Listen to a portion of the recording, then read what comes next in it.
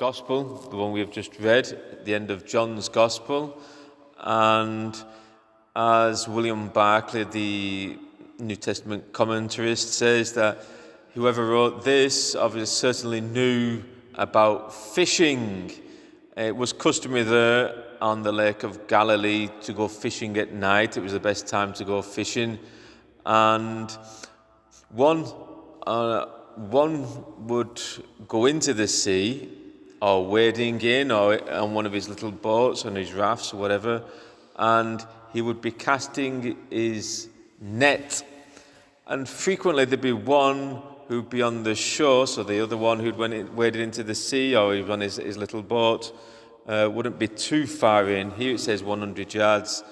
And at that distance, the man on the shore could still see into the sea. And apparently, he has a better view to see the shadow of the moving fish underneath in a shoal. But the man who's waded in is too close to the water and he is unable to see. So the one on the shore would be telling him, or to the left or to the right, to indicate to him where he could see the shoal of fish.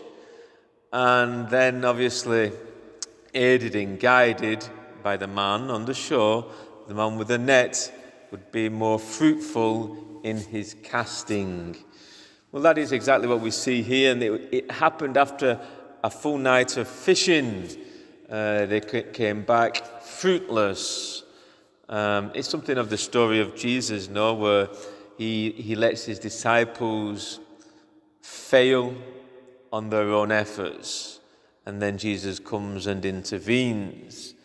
Here, you could take from this the lesson that the apostles allow themselves to be guided, and Jesus' intervention brings about a fruitful fish for them.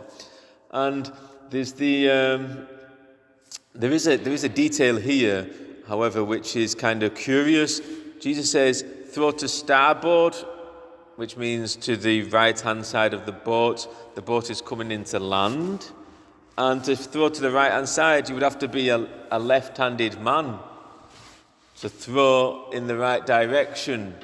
Because if you're throwing it with your right hand, the net would be going forward and your boat would be going over it, and that would tangle the net and it wouldn't be good. So you could take two lessons from that. Or Jesus is saying, play the foolish man and just try and do it as best you can. And even though you feel clumsy doing it, you will still be fruitful if you obey my word. Which many a times is the case in the life of the church. Jesus asks us to do things that we seem so incapable of doing, and we seem so clumsy in doing, and we wouldn't normally want to do it. But if it's done in obedience, then it always turns out coming to be fruitful.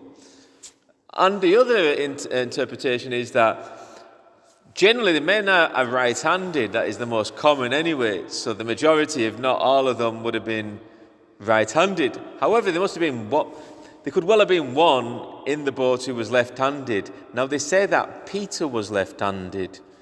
And how would we know that? Because Peter cut off the right ear. Was it the right ear or the left ear? No, it was the right ear of the guard in Gethsemane. Now that detail was put in for a reason, and that's in John's Gospel as well. Peter cut off the right ear of the guard in the Garden of Gethsemane, which means that he was left-handed. So I've been able to cut off the right ear of the guard. He would have had to have been left-handed. So they said, the experts. Work it out for yourself, I don't know, but that's what they say. So Peter's in the boat and he's a left-handed man, so it would have been natural for him to throw to the right-hand side of the boat. So Jesus, who knows them, he knows his men who are in the boat, and he knows Peter is there, and what he's saying, he's kind of reaffirming Peter as the captain of the boat, and kind of follows suit on the trajectory of this narration, because just after this, Jesus reconfirms Peter as being the head of his church. Peter, do you love me? Feed my sheep. He asks him 3 times. So that goes well. And just one final detail is that it makes a note of that there was 153 fishes caught. Peter ran onto the boat again and dragged the full net, him alone, with the 153 fish in it. And he makes the point that even though it was so full, the net did not break. Why did it put down this detail? 153, so St. Jerome says, means the number of fishes in the sea, the quantity of number of types of fishes in the sea.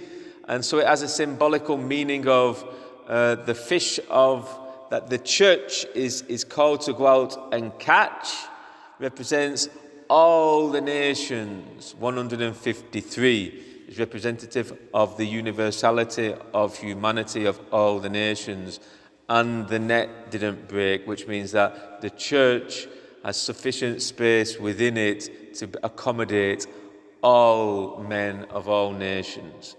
So, from what we have just read and heard and learned from, we can pray for the universality of the church, for the Pope's mission to be at the head of the church, and the church will be successful in its missionary zeal to go out to all the nations to proclaim the good news for the salvation of all men. Amen.